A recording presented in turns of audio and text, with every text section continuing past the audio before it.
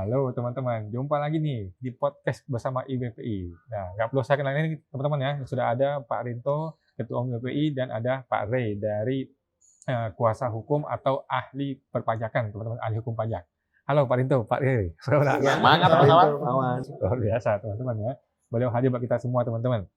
Sekarang kita membahas mengenai Sri Mulyani yang mengatakan bahwa PPN 12% itu banyak orang komplain, Pak. Iya. Tetapi disembuhkan dengan berbagai argumen. Betul. Keresahan masyarakat itu diredakan dengan berbagai argumen. PPN 12% tetap berlaku, tetapi katanya, Ya, tapi sembako nggak kena katanya. Jadi Anda rakyat kecil, rakyat jelata aman katanya. Sembako nggak kena, berarti bagus dong. Nah, ini Bapak sebagai wajib pajak, bagaimana nih Pak? Ini dunia tipu-tipu lagi nih. betul Mas Awan. Ini kan kebetulan saya kemarin habis sudah lulus brevet. Pengusaha itu brevet loh teman-teman ya, luar biasa ya. Ya, karena biar nggak dizolimi sama oknum lagi Mas Awan. Oke. Karena kalau begitu dizolimi Mas Awan, kita tidak tahu upaya hukum, itu waktu kita lebih banyak yang terbuang Mas Awan sebagai pengusaha. Jadi mengenai tadi PPN 12% hanya untuk selain sembako Mas dan barang mewah kan Mas itu. Lah ini juga lucu sekali Mas Awan. Dari dulu Mas Awan memang sembako itu sebenarnya bahan pokok itu memang non BKP Mas. Berarti bukan barang kena pajak gitu Mas Awan. Jadi memang tidak perlu membayar PPN. Jadi entah PPN-nya mau 12%, 15%, 20%, ya memang sembako tidak terkena kenaikan PPN karena sembako bukan barang kena pajak. Nah, narasi yang dibangun oleh pemerintah ini, terutama Kementerian Keuangan, sangat lucu sekali, Mas Awan. Yang barang yang memang nggak kena pajak disebutkan ini adalah keuntungan bagi rakyat kecil karena kabar baik sembako tidak kena pajak. Dari dulu memang nggak kena pajak, gitu, Mas Awan. Ini kan kayak dunia tipu saja, Mas Awan. Terus terkait dengan ini Mas, barang mewah yang akan dikenakan adalah barang mewah. Ternyata sebenarnya kriteria barang mewah sudah ada di PMK, Mas Awan. Ya ini kemarin saya juga lihat-lihat di televisi, di beberapa channel YouTube sudah ada Mas ketentuannya. Misalkan mobil itu sekian cc ke atas itu barang mewah, kalau motor sekian cc ke atas itu Mas Awan.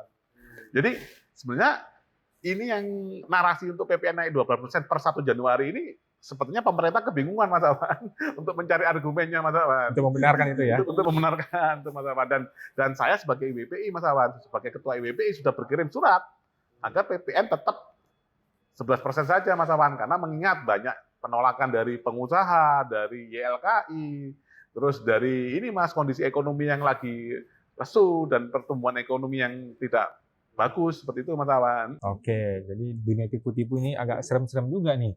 Kita langsung ke ahli hukum pajak, Pak Rey. Apa benar nih dunia tipu-tipu nih Pak? Iya, terima kasih Pak Awan dan Pak Rinto. Kalau kita bicara PPN mau dinaikkan 12%, memang secara normatif harus demikian ya. Karena Undang-Undang HPP nomor 7 tahun 2021 sudah mengamanatkan demikian. Bahwa kemudian ada narasi yang mengatakan itu tidak berlaku bagi barang sembako begitu ya. Ya memang normatifnya memang nggak kena kalau sembako ya. Dan itu bukan berkaitan dengan kenaikan 12%. PPN 12% gitu ya. Nah, jadi kalau kemudian itu dipertegas lagi bahwa 12% tidak akan dikenakan bagi barang seperti sembako, ya memang dari sebelumnya memang tidak dikenakan, kan begitu ya. Yang menarik itu adalah pertanyaannya apakah kemudian kenaikan 12% ini menjadi final ya dan pasti akan dikenakan. Jawabannya itu amanat undang-undang. Dan kalau melihat jangka waktu yang cukup mepet sepertinya tetap akan terjadi. Kalaupun tidak tanda petik ya dipaksakan harus terjadi. Ya, karena untuk mengubah undang-undang ya hanya melalui undang-undang atau perpu. Betul. Nah, jadi menurut saya pikir itu kemungkinan besar akan tetap naik ya. Nah, pertanyaan berikutnya apakah dikenakan bagi PPN? Maksud saya apakah dikenakan untuk semua barang atau barang mewah saja, ya kan? Nah, kembali lagi kalau kita bicara normatifnya memang harusnya berdampak kepada semua barang itu. Karena undang-undangnya mengatakan demikian. Kalau PPNBM itu kan lain lagi ya. Kalau kita bicara PPN 12% itu memang normatifnya kepada barang yang harus dikenakan PPN. Yang tadinya 11 kemudian naik menjadi 12%, ya.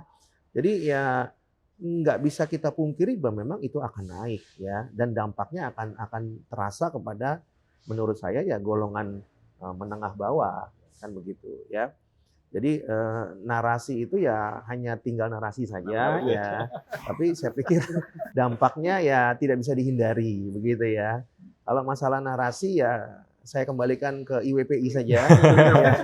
Tapi menurut saya ya faktanya memang itu akan terjadi ya. Nah tentu pekerjaan rumahnya nanti diharapkan IWPI akan memantau pasca penerapan 12% ini, lalu kemudian roda perekonomian itu akan seperti apa. Ya. Setidak-tidaknya nanti Buruk, Pak, ya. setidak-tidaknya IWPI akan nanti menilai semester 1 seperti apa. Ya. Ya. Atau kemudian IWPI akan menilai penerimaan pajak semester 1 seperti apa. Jangan-jangan setelah naik 12%, ternyata semester 1 2025 dibandingkan semester 1 2024 tidak meningkat signifikan. Padahal PPN sudah dinaikkan 12%. Nah kalau itu yang terjadi, yang menjadi pertanyaan, apa manfaatnya dinaikkan? Nah itu yang harus diteliti nanti Pak. Ya kan?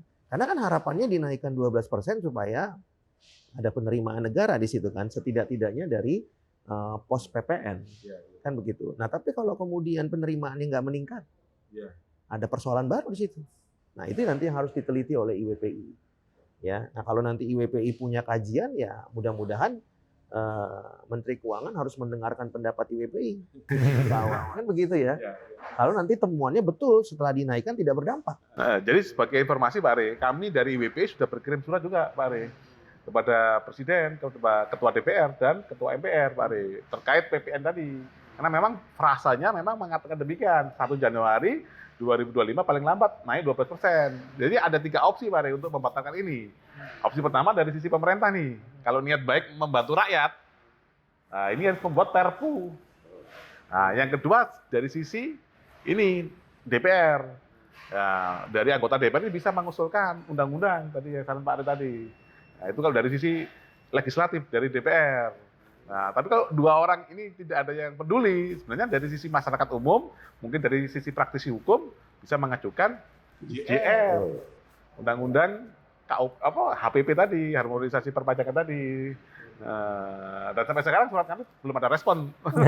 Jadi antara legislatif dan eksekutif ini sepertinya mesra ini, Pak Re. Belum, tidak mendengarkan suara rakyat apapun. Iya.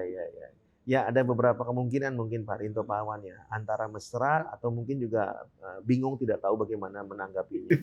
Ya itu kan beda-beda tipis ya. Betul Pak Re. Tapi di surat tadi yang kami kirim Pak Re itu sudah kami jelaskan dasar-dasar itu, termasuk petisi-petisi dari beberapa elemen masyarakat terkait PPN itu sudah kami sertakan juga data-datanya Pak Re. Data dari YLKI, data-data dari berita media.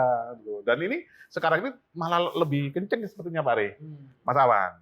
Baik, ini saya tadi malam lihat itu mantan Dirjen Pajak Pak Adi Purnomo malah sebaiknya 10% Pak Re. Iya.